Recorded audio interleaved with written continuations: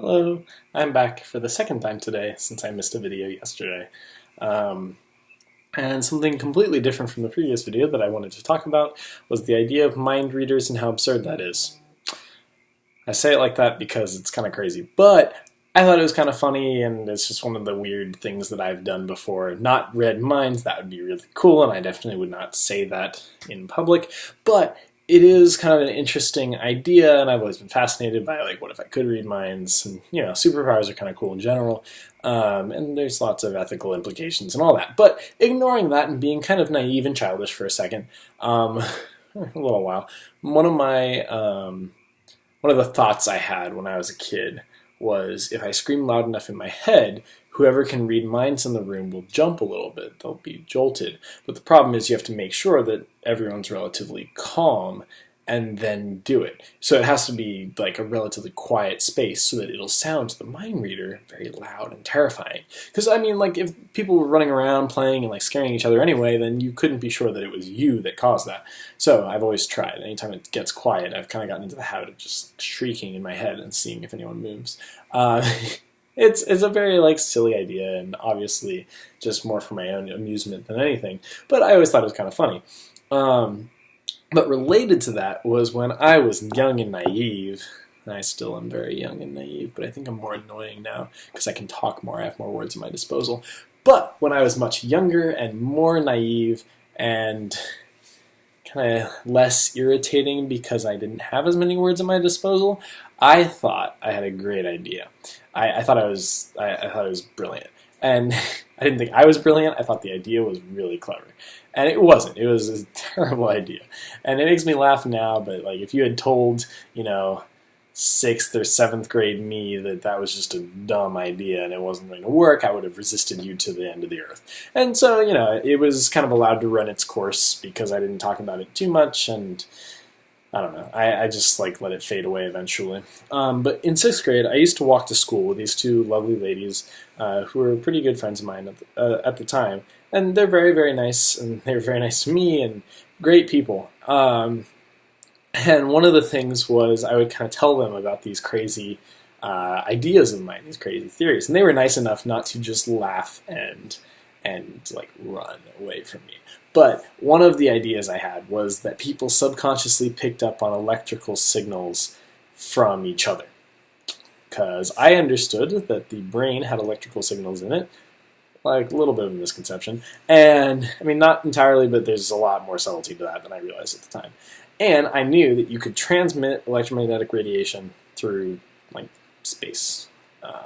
So I put the two concepts together and I said, you know what, we could be acting as little antenna, or very weirdly shaped antenna, and transmitting these signals. Now, there are so many things that are just kind of like ignoring facts and not understanding and kind of naive and ridiculous about this idea, but I thought it was super clever.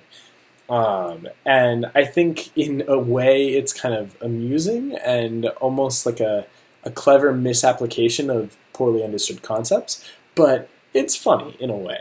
And if it doesn't entertain you, then I'm sorry. Entertain yourself by how comical I look with the weird haircut, or the lack of haircut. I don't know, your pick. Or, stop watching, because this is the internet. You can literally do whatever you want. Leave an angry comment if you so please. Enjoy. But it's one of those things where I thought it was clever, so I told these friends of mine about it, and they were very, very kind. They were like, wow, that'd be so cool. Like, it'd be amazing if that's how it worked. And I was like, yes, I'm going to, like, test it. And, I didn't really have much of a test in mind. I was just kind of sitting there, and anytime it came up, I would kind of just think as hard as I could at an idea and see if I could project it into someone's subconscious and see if I could influence their behavior. Nothing ever came of that because, of course, that is a little bit absurd, but it was very fun to do, and I thought it was, like, crazy. The other thing was kind of related to that, is I thought, well, maybe over time, as you're exposed to the same person, and I ignored the very obvious compounding variable here where maybe you just started to adopt or pick up on some of the subconscious things other people do, which is a lot more likely and does sometimes happen. I thought maybe from being around you, they'd pick up on your mental signals. So I still was on this whole, like, your brain signals shit out to other brains, and they dream about it. In fact, maybe you can dream over distances, like long distances, together. Like you'll experience the same dream across distance. Now, this is a little absurd in like 400 or 500 different ways, depending on how you count, and it's crazy. But I thought it was a cool idea, and so I actually convinced one of my science teachers, like, let's take a survey. I just want to see. I'm just curious. Like, let's take a survey of my class of like 40 kids and find out. And I wanted it to be anonymous, but I wanted to run like this experiment. I needed like recordings of people's dreams over a period of time. And so I didn't really ever get like much on that because people were kind of like, oh, well, whatever. And so, nothing ever really came of it. But it was kind of this crazy idea, and it was all inspired by this one friend of mine who had a dream about being in like a boiler room and there was a raven chasing her, and I very clearly remember having a dream. Now, I say this now, and a lot of people would say that I had shifted my memories so that this made more sense and made for a better story, but I did actually write down at the time what the dream was, because I remember this being very like crazy to me that this could be a coincidence. Although if you look at the stories closer, you can see how it is actually very clearly merely coincidental. But I had a dream where I was a crow or raven. They're not interchangeable, but I thought they were at the time, kind of. And I was chasing this same girl in my dream in a boiler room. And so I don't know why that was the dream or what the setting was. If you're a dream reader, feel free to keep that opinion to yourself. It was just kind of a dream that I am not particularly caring too much about, but I thought it was crazy that we could have had this same dream at the same time with the same kind of characters or cast. And so that was what inspired this whole idea, was that maybe, just maybe, that happened.